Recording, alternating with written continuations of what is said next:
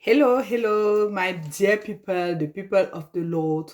I want to thank all of you tonight to being here, and I want to share with you people another study tonight. And I want you people to subscribe in this channel, to share, and you can subscribe. Yes, you can share, and also you can not be ashamed. Just sweetie, just people of the Lord, to put the heart, to put the comments. You can have your own comments concerning this subject tonight. You are going to share about the characters from the Old Testament, the characters from the Old Testament. So I want to share with you people tonight concerning the first character is Job. Job in the Old Testament. So before I share with you people the hope of our characters Job in the Old Testament, I want to share with you people Hebrews chapter 11 verse 17 and verse 19. Hebrews chapter 11 verse 17 and verse 19. It is written, by faith, Abraham, when put to the test, offered up Isaac. He who had received the promises was ready to offer up his only son. He considered the fact that God is able even to raise someone from the death. He considered that God was able to raise someone from the death, and figuratively speaking, he did receive him back. It is written in Hebrews chapter 11 verse 17 and verse 19. So the Old Testament hope is grounded not on Greek ideas about the natural immortality of the soul, but on the biblical on the biblical teaching of the final resurrection of the death. I want to share tonight about the final resurrection of the death. So, how could a no longer existent human body cremated into to age or destroyed by other means be brought, to life again? How? When you are die when if you die today, how can the Lord can bring you back again to life? That is the first question. And the second question is, how can someone who has been decreased perhaps for centuries or even millenary recover again his or her identity? Because if somebody is died, yes, uh, deceit, perhaps from centuries or millenaries, how can God give him, his identity? So we are going to see it into this lesson all this week. And this question leads us to reflect on the mystery of life. The mystery of life. We are alive and enjoy the life that God graciously grants us every day. Every day you enjoy your life, but you don't know the mystery of life. Even without beginning to understand the supernatural origin of life, we know that in the beginning, God brought life into existence from non-life through, the power of His word. Because there was no light, no life, but God speak and the life come.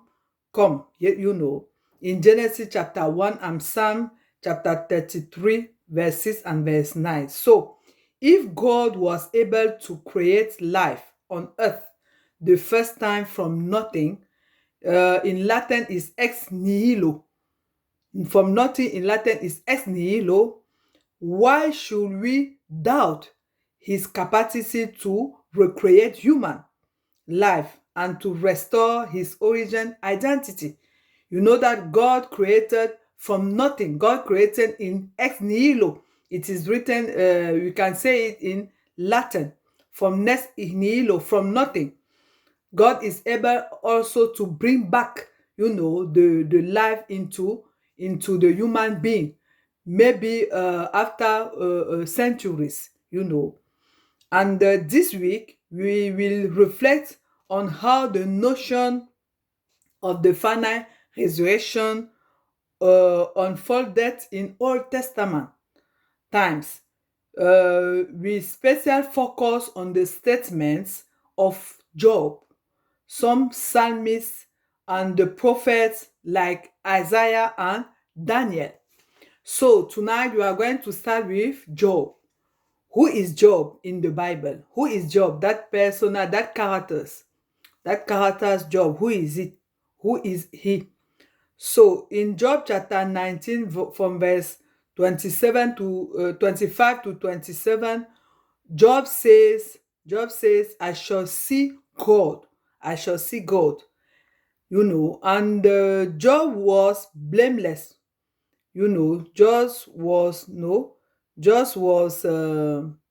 blameless and upright, and feared God and some evil, And even so, God allowed Satan to afflict him in several disastrous ways. Physically, his body was ravaged by painful disease, in Job 2 verse 1 and 2 verse 8. Materially, he lost large portion of his livestock and properties. He lost everything materially.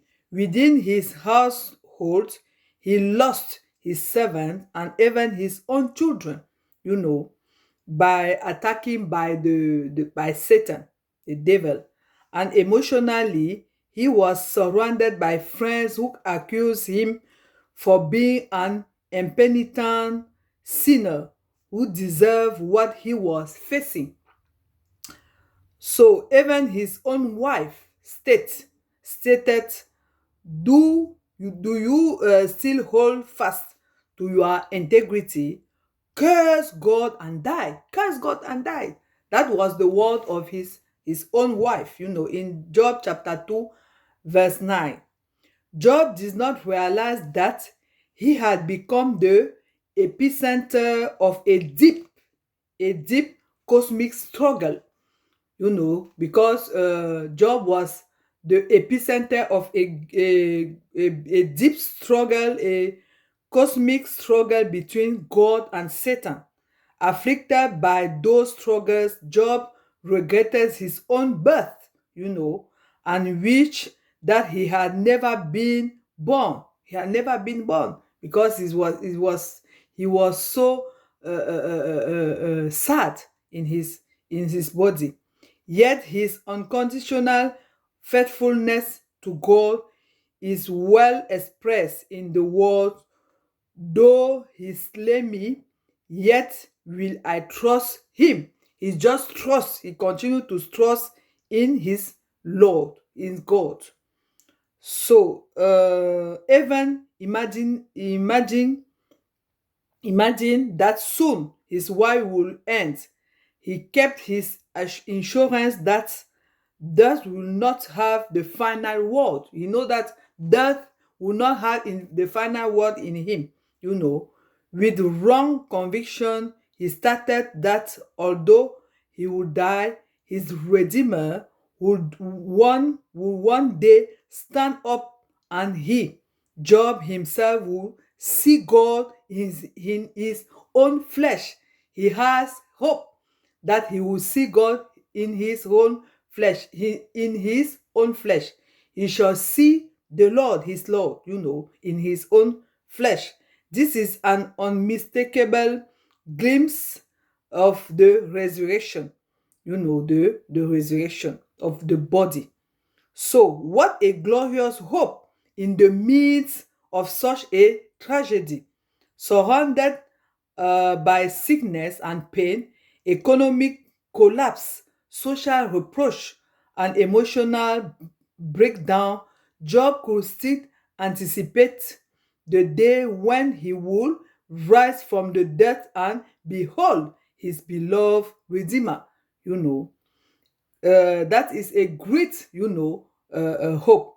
Actually, Job's statement about the resurrection was filled with the same insurance as found centuries later in Martha's adherence to Jesus. That was the hope also of Martha's. Martha's, yes. I know that he, Lazarus, will rise against in the resurrection at the last day. That was the words of Martha's. Martha's, yes, Martha. Job, like Martha, had to claim this promise, by faith. This promise by faith, even though, unlike Job, Martha will soon be given powerful, empirical evidence for her belief. You should have only that belief, just sweetie, just sweetheart. You shall see your God, even you die today. But God is the God of life. God is the God who give life, you who give life, even you die for centuries. He is able to give you life, dear sweetie, dear sweetheart, today and tonight. So the last question is how can we learn to trust God even amidst the harsh unfairness of life? We have many problems in our life, but God promise us, the life. We live every day, but we don't know the mystery of life. And all this week, dear sweetie, dear sweetheart, you are going to learn with the characters from the Old Testament. We are going to learn about hope. We are going to learn about the life, the resurrection after death. Even you die for centuries and centuries, but God had the power, to create it ex nihilo, to create it without life. He is the God of life. He has life in himself. So thank you, dear sweetie, dear sweetheart, for listening to me tonight. Subscribe in this channel, and don't be ashamed to put your comments and to share massively this channel. And I want to thank all of you, dear sweetie, dear sweetheart. I love you all, and may the Lord bless you and be blessed, be blessed, be blessed. And see you next time. Be blessed. Bye-bye.